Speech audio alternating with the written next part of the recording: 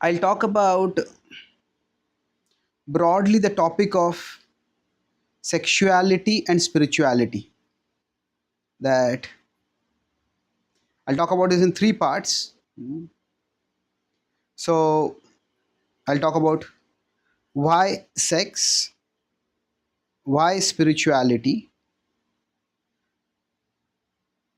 and how they can go, how together. Can they go together? If they go together, how do they go together? So let's discuss these 3 points one by one. Now, in general, most people don't suddenly wake up and turn towards scripture to learn. They learn from their parents, they learn from their observation, they learn from other people, they read books, and eventually they may come towards sacred books. So, now, biologically speaking, if we consider the purpose of sex, at one level, at a functional level, we can say the purpose is reproduction. Now, of course, there is pleasure over there.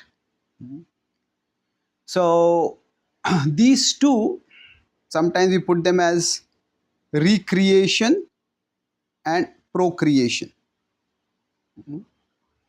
So, recreation is enjoyment, procreation is begetting children. Now, these two are naturally, in one sense, there. We could say that in the past, now from a biological perspective, this is vital. Without it, there will be no survival of the species. No, not only our dynasty would die out, our own entire humanity would die out. And this is an increasing concern in the world, especially the Western world. And in the past, the fear was overpopulation. You come to India, we feel there are so many people over here. So, but this was the past fear. Now, the current fear, especially in the Western world, is depopulation. That people are not having children. Now, that doesn't mean they're not having sex, they're just not having children, and they're artificially separating the two. But we are not going to go into the sociological reason for that. The point is that this is vital. And in the Western world, there is a fear that the only way the Western economy and Western society will continue is by immigration. But those who immigrate, if they don't integrate into society, then the Western world will no longer be the Western world. It may become a replica of the place from where those immigrants are coming. And that could be a matter of concern. But let's consider these two purposes, that there is pleasure and there is procreation. Now, if when you look at a pendulum, if you make it only into only pleasure, then what happens? Then the procreation comes in the way. Because what happens is, if I only want pleasure, then there's going to be procreation and people are worried, they will try birth control, they will do various things, and they try to get rid of procreation, and that leads to a whole huge industry now. Now it is so ironic in one sense in today's society. Ironic is, there are people are in anxiety. Some people in anxiety, they don't want progeny. They want to unite physically for the sake of pleasure, but they don't want progeny. And there are other people in anxiety, these are who can't get progeny. Infertility is becoming a huge problem, and one of the highest paying professions in the medical sphere right now is the whole fertility industry. Some people are calling it the fertility industrial complex now. So the idea is that some people may seek procreation. Now we will see that Nowadays, when only procreation is the purpose, then some of you may be aware that there are not only various kinds of like IVF and others which may be necessary in particular situations, but there are also these egg banks and sperm banks that are kept. So where women want to pursue a career in their youth, and when they are 45, 50, when they're established in their career, then the eggs which are saved in the banks provided by the companies where they're working, then those eggs will be harvested with some man's egg, either their husbands or their partners or some other viable egg. So what is happening is sometimes people are using technology to bring about what they call as birth control. They're using technology to, now it is that not that they don't want sexual pleasure over there, but the point is that the body is no longer able to procreate, and they try to procreate in some way or the other. So now Prabhupada in this purport mentioned that one is meant to enjoy according to the principles of dharma. That so pleasure and procreation both can go together. Now when you talk about pleasure also, there are different degrees of pleasures, and we'll talk about that shortly. But at a basic level, we could say that the purpose of sex is pleasure, is procreation and pleasure. Now, which is more clearly in today's world, the pursuit of pleasure is much, much more. However, now let's look at it from the perspective of procreation, specifically human procreation. Among all species in the world that we know of, it is human babies who need the most care. Without such care, human babies won't survive. Now, cat babies, kittens need care, dog babies, puppies need care, but they don't need that much care. Human babies need an enormous amount of care, and they need care not just for a few months, but for several years. Parenting is probably among the most important human responsibilities, and every religious tradition talks about the importance of parents in shaping the character of children. So that even if we put aside shaping the character, just the biological survival itself, when there's a newborn baby, it is not even a 24/7 work. It is a 24/7 work for often more than one person. So they need huge amount of care. And that's why, especially biologically among mammals, there is this whole phenomena of what they call as, there is procreation, but along with procreation, there has to be pair bonding. Pair bonding means what? The male and the female both need to unite, not just at a physical level, but also in the form of procreation can happen from a physical union. But for pair bonding, there has to be a relational bond, relational union. They need to form a relationship by which both of them, they unite in taking care of the progeny. In the Western world and even in India, there are many places there are single parents. Many times it's single mothers, sometimes it's single fathers. It's an extremely difficult task for one parent to take care of children. So pair bonding is very important. Many times people ask questions, what is the need for marriage? Well, one need for marriage is that it is only marriage that animals don't get married. Why do we humans need to get married? So do we want to make animals the standard of how we live? Even if we want to, biology does not listen to that. The way biology is arranged, human babies need far more care. And that care is possible when there is a committed relationship.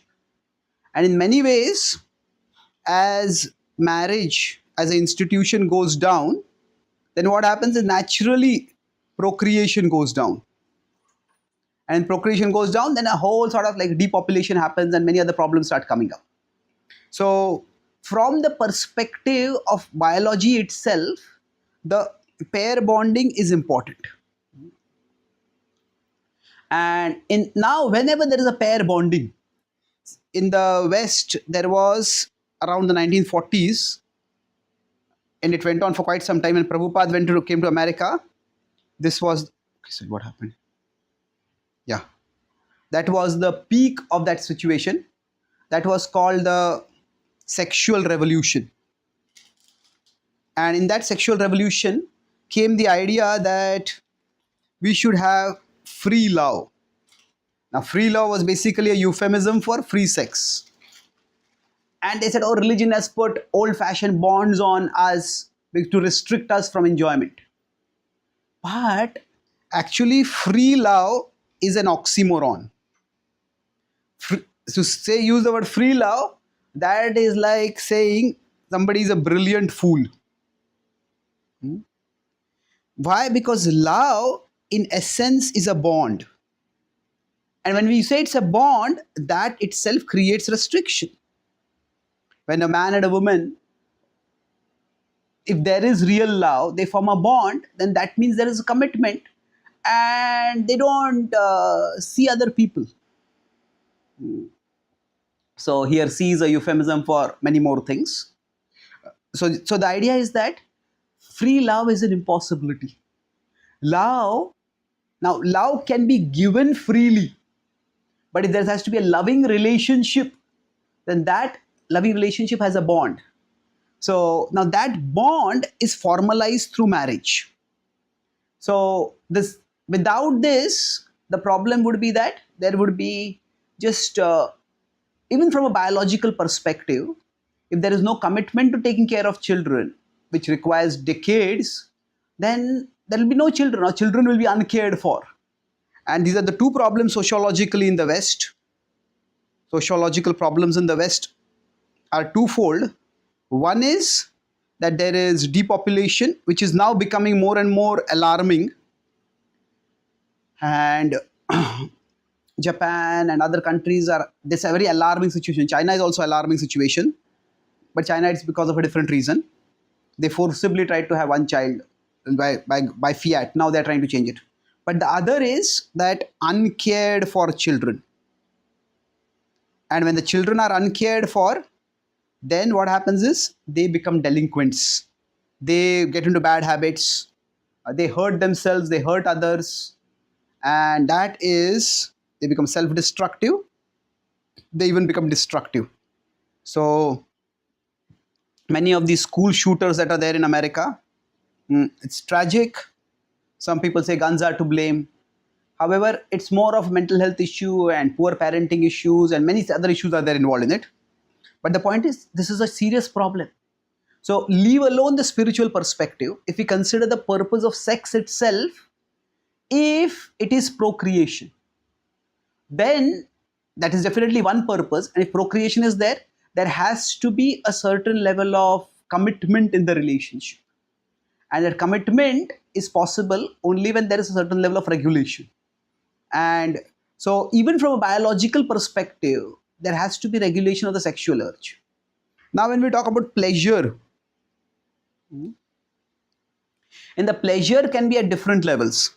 There is a physical pleasure.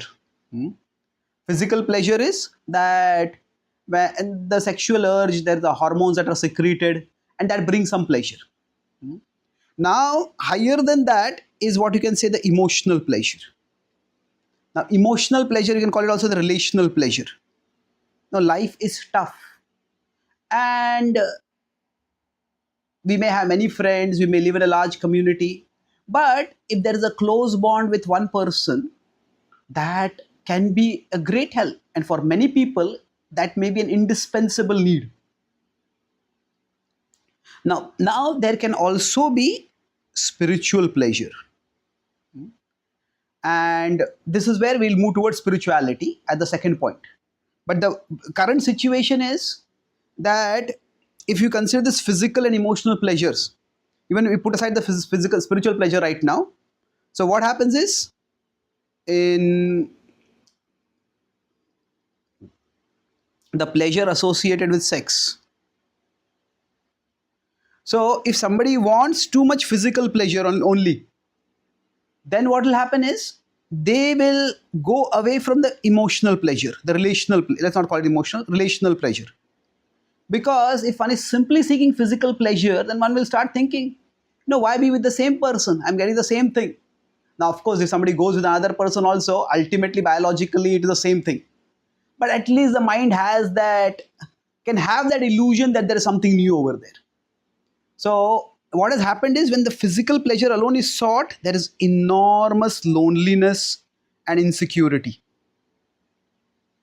There is at a biological, sociological level, Harvard Medical School and many other schools have studied how actually the so-called free love had a long-term result. Many of these people who have one-night stands and are just indiscriminate in their sexual activity end up feeling very lonely and insecure. They know that I am using others and others are using me. And ultimately, no one cares for each other. So, leave alone the spiritual side, one has to, if one seeks the physical pleasure alone, then one will have to lose out on the relational pleasure. And if one has to seek the relational pleasure, then one has to eventually outgrow the physical pleasure. That means that one needs to, initially there is a lot of attraction will be there at a physical level, but eventually what needs to happen is that one recognizes that there is much more to life. And one, if as the relationship develops, then one starts seeing the other person not just as a source of physical gratification, but as a life partner. And this is where something could be, now in romantic movies they talk about happily ever after. Well, there is no ever after, because we are all going to die. In the Christian church they have the idea till death do us part, that till the point of death we will be together. So that is possible only when one prioritizes the relational pleasure over the physical pleasure. So Srila Prabhupada talks about how in this purport that if somebody is seeking only physical pleasure, then there is, if that is the sole expectation with which one is entering into the relationship, then there will be separation. There will be devastation, in fact. So there may be physical pleasure, but over a period of time, the relational pleasure that needs to become greater. Now the problem here may come up, that is that as we spend time, a lot of time with the other person, we start finding that, oh, that person has so many different sides, and there are so many sides that I don't like, and then even the relational pleasure starts becoming difficult, because we find that there are so many incompatibilities. There was an American comedian who said that my wife and I, he said, we live in different rooms, we drive different cars, we watch different TVs, we eat our food at different tables, we enter and exit the house through different doors. We are doing everything possible to keep our marriage together. Now there is no marriage there at all. So marriage is just a hollow institution where there's no relational connection. So the point I'm making is that one may seek a relational connection, but then the problem here might come is that we may say there are too many differences. There will be incompatibility. Now, incompatibility, sometimes it can come from nature, but much more it comes from expectations. And that brings us to the point of, so why spirituality? I still doubt, till now I talked about why sex. So why spirituality? See, ultimately, we human beings, when we say humans and animals, humans versus animals, there is science, especially biology, which says that we are just the same, that we are just evolved animals, that's all. We are nothing but animals. Then there is Christianity, which holds the idea that we are the only beings with souls. That their idea is that animals don't have souls, or at least they don't have the kind of souls that we human beings have, which are the souls that can know God and love God. So now human animals relationship or difference, whatever you want to say, we're talking about here. So in between is the understanding that we are both same and different. Achintya bheda bhed applies over here also. How are we same? We are same in the sense that we also have to take care of our body. There are body's urges, there are body's needs. These have to be taken care of. However, that we are different because we have an evolved consciousness. And because of this evolved consciousness, what happens is we seek pleasure, and the pleasure that we seek is more than what the body can provide. What the body can naturally provide, we humans seek more pleasure than that. And that is why we try to eat food so much. A cow villages eat the same grass all the time. We seek more and more pleasure. And what happens is, if we do not know about spirituality, then we seek more pleasure at the physical level than what body can provide naturally. We try to artificially extend the pleasure. So when we seek more pleasure than what the body can provide, we can go two ways. One is we can go technologically, or we can go spiritual. Technological means what? That when the body's capacity to enjoy decreases, take some pills, try to use various things to increase one's capacity to enjoy. So there is this drug called Viagra, which people use to try to increase their sexual potency. So Jayadvaita Maharaj once wrote a article called, he said, human beings don't need Viagra, what they need is Vairagya. That we need to eventually outgrow this craving for bodily pleasure. We want more pleasure than what the body gives. And how will we find that more pleasure? By looking for pleasure beyond the body. And that is at the level of the soul. So now this brings us, so at the level, so to find spiritual happiness. So there is, you could say, physical happiness. I'm using the word physical over here as differentiated from material, because the relational emotional happiness can be material, spiritual. We look at that. Now physical happiness comes through gratification. Prabhupada uses the word sense gratification, but any kind of gratification that gives physical pleasure.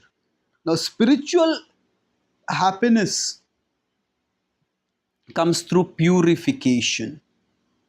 Purification means that there are many cravings within us.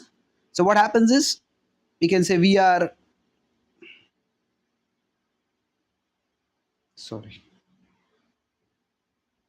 purification. So we are souls in physical bodies. So we are the body and we are the soul. Now the soul can rise higher towards spiritual happiness, but the body goes towards physical happiness.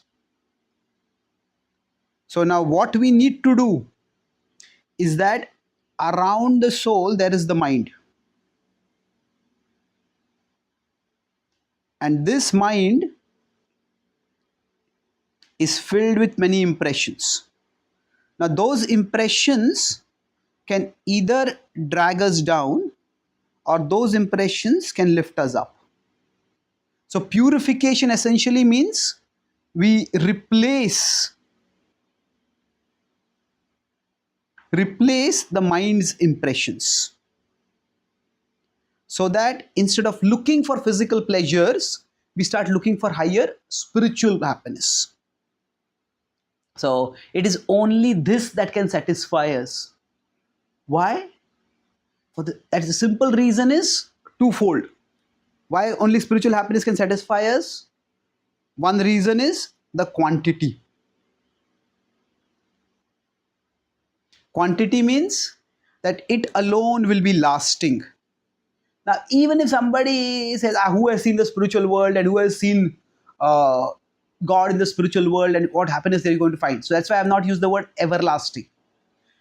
If one becomes spiritually evolved, even in this life, they can find some happiness by inner contemplation, by absorption in the divine. And even modern science is talking more and more about the benefits of meditation. Now, like the World Yoga Day has become very famous. The Indian government has proposed that we should have a World Meditation Day, and December 21st, which is the day of the winter solstice, has now been declared as the World Meditation Day, and a lot of celebrations are being prompted for both inner peace and outer peace.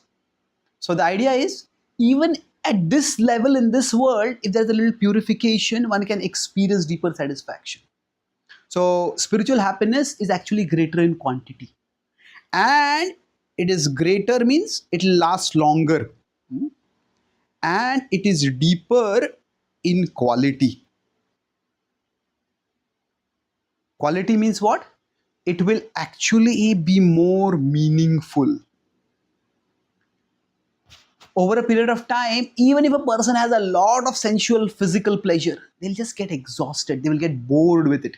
It'll just become so meaningless. And that's why when people keep seeking this meaningless pleasure, then they have to seek it in more and more extreme ways. But when there's deeper in quality means it connects with our core. It goes deep into us and goes beyond our physical layers, our mental layers, to the deepest core of who we are, and activates the soul's potentiality for happiness. So spiritual happiness is much greater, and that achieving that lasting happiness, which is greater in quantity, and that much more meaningful happiness, which is deeper in quality, richer in quality, that is the purpose of life. So now that brings us to we could talk much more about spirituality, but let's come to the concluding part now, that how can these two go together? That how can sexuality and spirituality go together? So this is where the key comes up, that broadly speaking,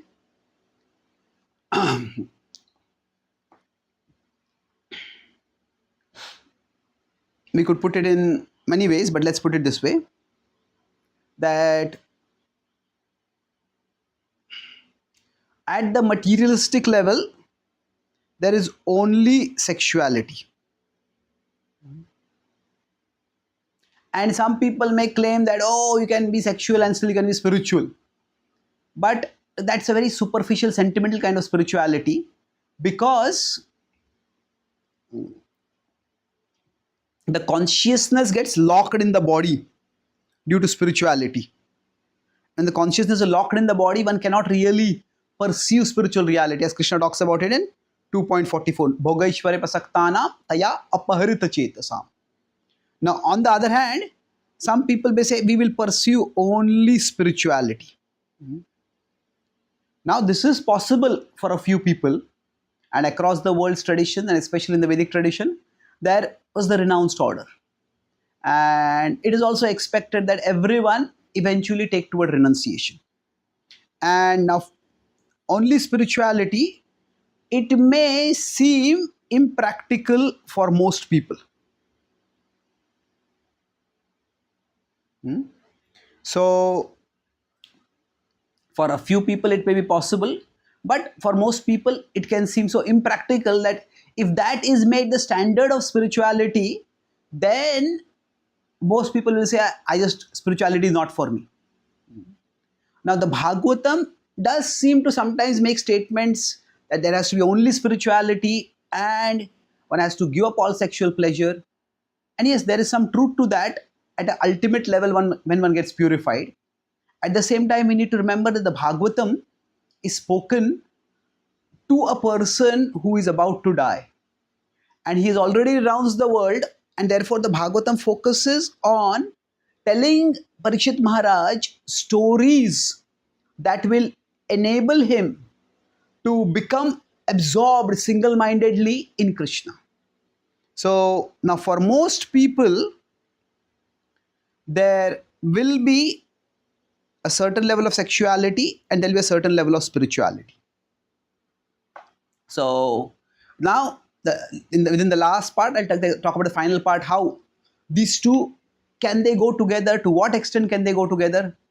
So Krishna in 7.10 says, Dharma aviruddho bhuteshu kamosmi bharatarshava. So the thing is, for both of these to go together, they has to be regulated. If it's unregulated, then it's impossible for a person to have sexuality and spirituality together. Now, on the other side, if you want to consider spirituality, the spirituality has to be engaged with the world. If the two are to go together, that means that if a person is either naturally very renounced or is artificially disengaging themselves from the world, then it will be difficult for both these aspects to go together. There has to be a certain recognition that I am engaging in the world, and because I'm engaging in the world, so I have to take responsibilities over here. I was visiting UK recently and I was at one devotee's home, and he said that, tomorrow is my wife's wedding anniversary. I said, what do you mean your wife's wedding anniversary? Isn't it your wedding anniversary? He said, all this is just sentimental. I don't believe in all these things. I didn't say anything at that time. But then after that, he said that, actually, my wife is not at all interested in spirituality. She does not support me. And I think, Krishna has given me a very disagreeable wife just so that I can become detached from material life. Now, he's quite a young person and he just had a child. I said, Prabhu, don't jump to such conclusions. No, sometimes we imagine that Krishna is teaching us the lesson that it's like our desire we equate with Krishna's lesson. That means, say, I don't want to be responsible, and I say, oh, Krishna is teaching me that lesson. Now, is it like that? Now, I was visiting their home, so I talked with his wife also. She was very intelligent. She was also, I found, quite interested in spirituality. But then, what I found was that she had some concerns or complaints about him, and she basically said that he was, as a husband, there are some basic responsibilities and basic courtesies, basic expressions of affection and care that were there, and he was not doing any of those things. And because she felt that he was treating him so coldly, he was treating her so coldly, that naturally then she was also becoming bitter. So I said, Prabhu, whenever there are problems, in the Nyaya Shastra, it is described, Nyaya is Vedic logic, whenever there are problems and we are looking for the cause of the problems, when we seek the cause, we should always move first from the drushta to the adrushta. Drushta means what is visible, what is understandable to us by our intelligence. And then if it doesn't make sense with our intelligence, then we move towards invisible causes. So if, say, the Pandavas' house was burnt, now they could say, oh, this fire was just arrangement of destiny. But no, Vidura had warned them, and they saw that actually Purochan was making all arrangements to set them on fire.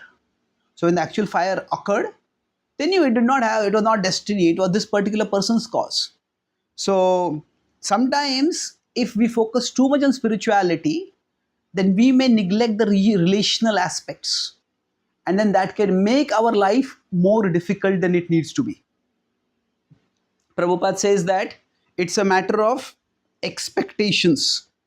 Many people come into a relationship with expectations. If expectation is of pleasure, we come with the expectation of pleasure, then what will happen is we will get frustration. However, we could go to the other extreme and expect misery. Then that can also lead to frustration. If we go towards the other extreme and say, oh, this whole, it can become like a self-fulfilling prophecy. So the reality, however, is somewhere in between. The reality is that there is some distress.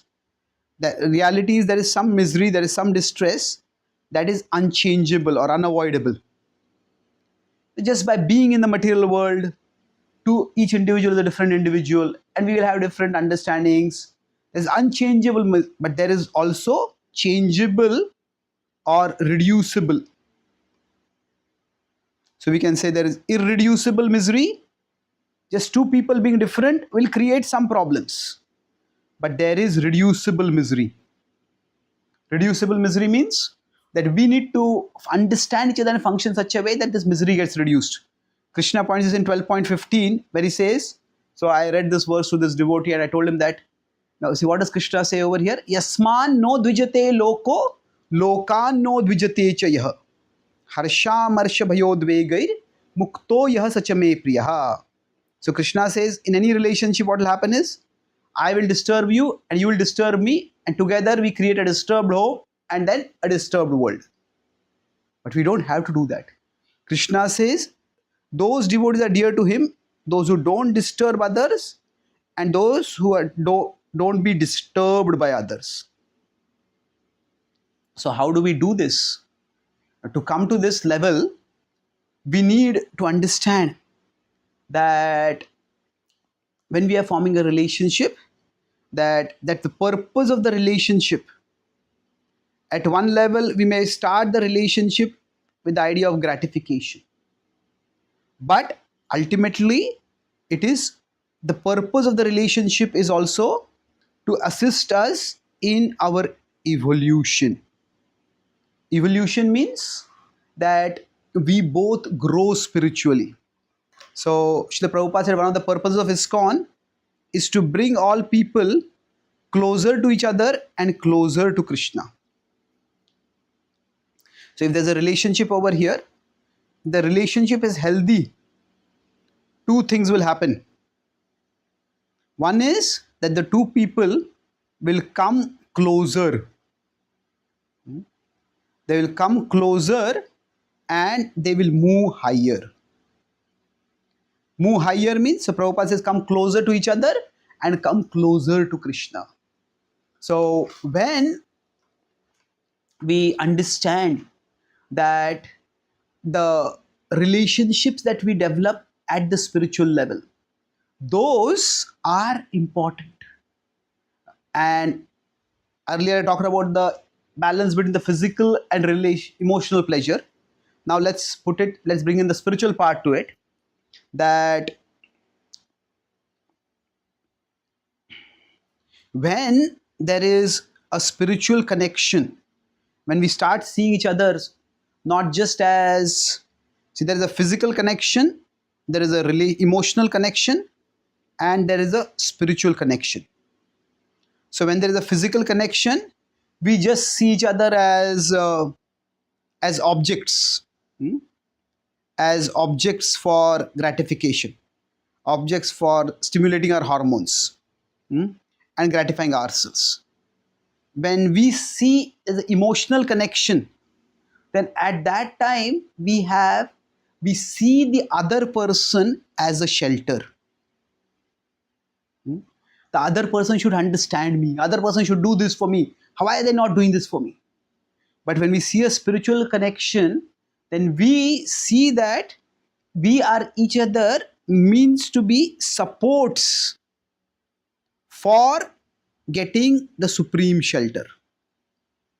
The husband does not think that I am going to give shelter to my wife, and the wife does not think that I am going to seek shelter in my husband, but rather both of them understand that we are here to seek the supreme shelter.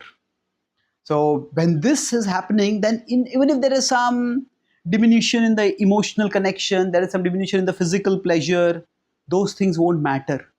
because both of them will be pursuing that connection with Krishna.